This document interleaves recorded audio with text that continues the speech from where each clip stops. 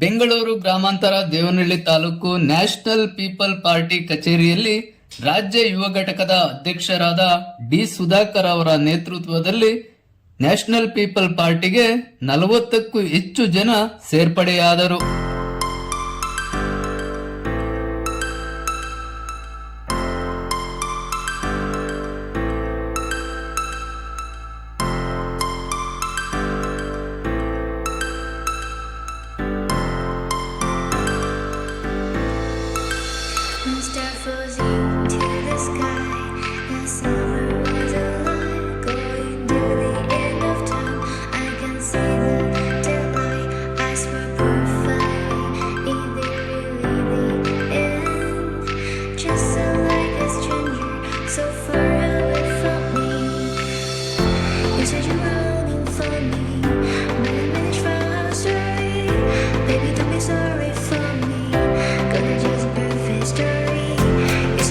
Subscribe ಮಾಡಿ ಹಾಗೆ ಕೆಳಗೆ ಕಾಣುವ ಬೆಲ್ ಬಟನ್ ಅನ್ನು ಕ್ಲಿಕ್ ಮಾಡಿ.